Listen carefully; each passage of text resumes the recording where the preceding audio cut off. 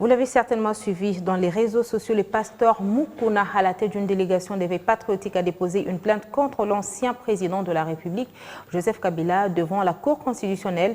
Une démarche mal orientée, selon Steve Kivwata. Le porte-parole d'Adolphe Muzito estime que le sénateur à vie, Joseph Kabila, est justiciable devant la Cour de cassation et non devant la Cour constitutionnelle, et d'ajouter que cet ancien président de la République jouit des immunités qui lui défèrent la loi portant statut des anciens chefs d'État élus et des chefs des corps constitués. Il s'est d'abord trompé du juge naturel de M. Joseph Kabila. M. Joseph Kabila a la qualité d'ancien président de la République ou du président de la République honoraire. Et cette qualité ne fait pas de lui justiciable de la Cour constitutionnelle. Mais je pense que plutôt la deuxième qualité de M.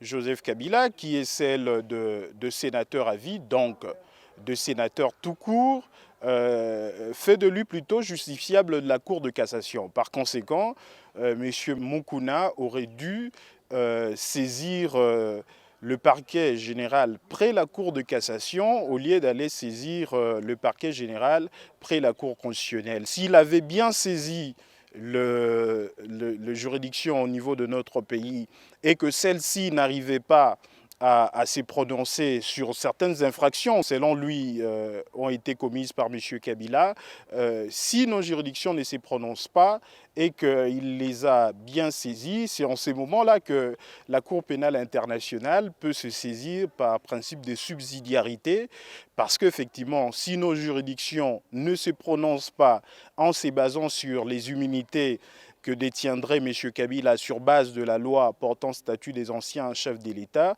eh bien la Cour pénale internationale, auprès de laquelle il n'y a pas de pertinence de la qualité officielle, c'est-à-dire où les immunités n'opèrent pas, pourra effectivement se saisir de ces dossiers si s'ils sont réellement bien documentés et que le procureur près la Cour pénale internationale estimait qu'il y a des indices sérieux de culpabilité à la tête de M. Kabila.